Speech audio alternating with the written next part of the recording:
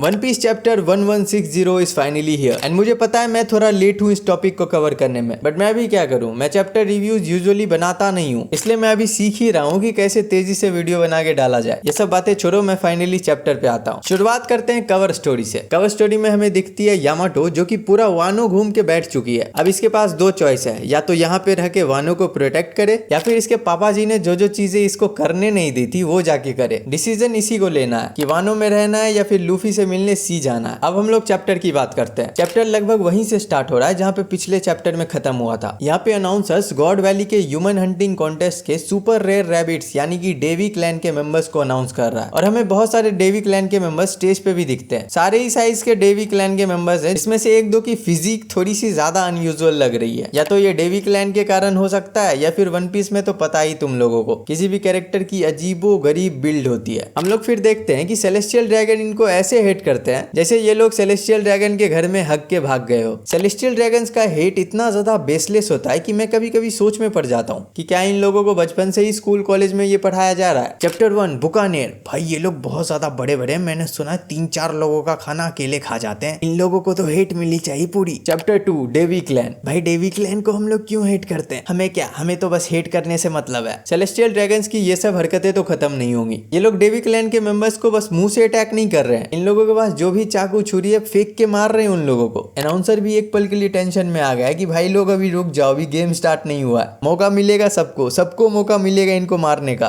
उसके बाद हम लोगों को ब्लैक बियर्ड और उसकी मॉम का एक पैनल देखने को मिलता है जहाँ पे ब्लैक बियर्ड की मम्मी ब्लैक बियर्ड को शील्ड कर रही है और वहीं पे हमें ब्लैक बियर्ड का रिएक्शन देखने को मिलता है। और भाई ये बच्चा एकदम डरा हुआ है। वैसे 2 साल के बच्चे के दिमाग में उतनी कैपेबिलिटीज तो है नहीं कि पूरी सिचुएशन को समझ पाए, बट अपनी मम्मी को रोते हुए देखना, आसपास के लोगों का नेगेटिव इमोशंस, ये सब बच्चे फील कर पाते हैं और ये सब चीज ट्रॉमा दे सकती है बच्चों को। और ये ट्रॉमा एज के बढ़ने के बाद और भी ज्यादा इंटेंस हो सकता है। फिर हमें देखने को मिलता है गार्लिंग को शाबाशी मिल रही है सैटन से, क्योंकि इसी बंदे ने डेवी क्लैन मेंबर्स जो कि इतने साल से छुपे हुए हैं उनको ढूंढ के निकाला है। बट सीरियसली पूछो तो मुझे ऐसा नहीं लग रहा है कि ये खोज भी रहा था उनको। ये सिंपली उस आइलैंड पे अपनी गर्लफ्रेंड से मिलने गया होगा और फिर इसे गलती से पता चल गया होगा कि यहाँ पे डेवी क्लैन के मेंबर्स रहते हैं और भाई साहब ने कोई भी देरी नहीं की, तुरंत जाके ईमू को बता दिया कि हाँ भाई डेवी क्लैन के मेंबर्स मिल गए। उसके बाद हम लोग शैंक्स की मम्मी पे फिर से वापस जाते हैं जो कि ड्रैगन को ये बोलती है कि किसी साफ दिल वाले बंदे को खोज के मेरे बच्चे को उनको दे देना। But I don't think shanks की मम्मी उस पोजीशन में है जहाँ पे वो ये सब डिमांड रख सकती है, क्योंकि भाई काइंड हार्टेड तो बहुत दूर की बात है, उसे तो छोड़ ही दो।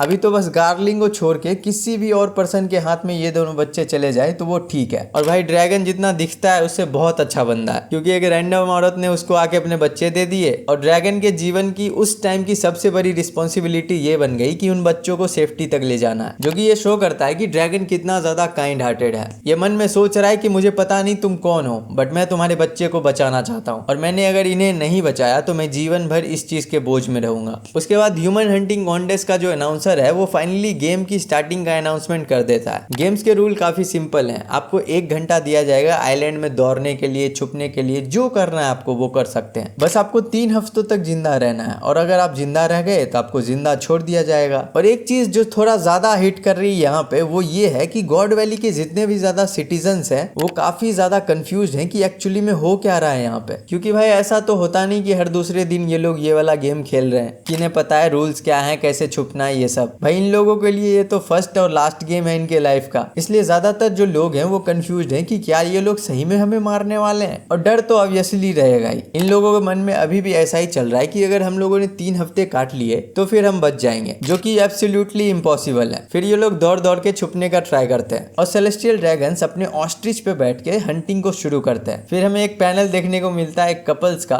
मुझे पता है यहाँ पे सीरियस सिचुएशन चल रही है, बट मुझे थोड़ा सा लॉजिकल सोचना पड़ेगा। भाई इन लोगों को 1 घंटा दिया गया था छुपने के लिए और ये जो कपल है उसने एक पत्थर के पीछे छुपना प्रीफर किया। आई नो पैनिक सिचुएशंस में दिमाग थोड़ा कम काम करता है, बट भाई एक बच्चा भी इससे ज्यादा बेटर प्लेस ढूंढ सकता था छुपने के लिए। खैर जिनको जहाँ छुपना है छुपने दो, हम लोग कौन होते जज करने वाले? जज तो सेलेस्टियल ड्रैगन्स करने वाले उन लोग को। फिर हम लोग देखते हैं पूरे आइलैंड पे चीखें भरी पड़ी हैं लोगों की। कोई अपने बच्चों की लाइफ की भीख मांग रहा है, कोई अपने हस्बैंड की लाइफ की भीख मांग रहा है, कोई खुद की लाइफ की भीख मांग रहा है। बट भाई ये सेलेस्टियल ड्रैगन्स उन लोगों को कहाँ छोड़ने वाले हैं, क्योंकि ये लोग इनको इंसेक्ट से भी नीचे व्यू करते हैं। वहीं पे सीन कट होता है और हम लोगों को ये दिखाया जाता है कि मैरी जोआ में क्या चल रहा है। और भाई मैरी जोआ के सिटीजन्स इस गेम को एकदम लाइव टेलीकास्ट में देख रहे हैं और भाई सट्टेबाजी बल्लेबाजी भी एकदम चल रही है नेक्स्ट लेवल पे, जहाँ पे टीम और प्लेयर दोनों पे सट्टे लग रहे हैं। फिर हमें गुंको को दिखाया जाता है जो कि मैनमेयर फैमिली से बिलोंग करती है, और ये जो है अपने एरो वाले पावर्स के साथ अटैक करके 3 लोगों को एक साथ खत्म कर देती है। और भाई कुछ लोग को मैं जानता हूँ जो कि अभी भी होप्स लगा के बैठे हैं कि फ्यूचर में गुंको अच्छी बन जाएगी, बट भाई ये कितनी भी अच्छी बन जाए, इन इनोसेंट लोगों को जो इसने मारा है इसको मत भूलना। और भाई यहाँ पे एक मरीन्स लोगों का अलग साइड दिखाया गया है, जहाँ पे बहुत सारे मरीन्स मिलके ये चर्चा कर रहे हैं कि सेंट गार्लिंग तो भाई बहुत लकी आदमी है, उसको ऐसी वाइफ मिलने वाली है। इस आइलैंड पे क्या क्या हो रहा है इन लोगों को अच्छे से पता है, फिर भी ये लोग ऐसी ऐसी बातें कर रहे हैं, तभी तो लोग मरीन्स को हेट करते हैं। और भाई उसके बाद सॉमर्स को दिखाया गया है, और भाई ये बंदा एक नंबर का हरामी आदमी है। मतलब 2-3 लाख लोग होंगे आइलैंड पे, जिसमें से 80% लोग मान के चलो एडल्ट होंगे। भाई उनको हंट करने के अलावा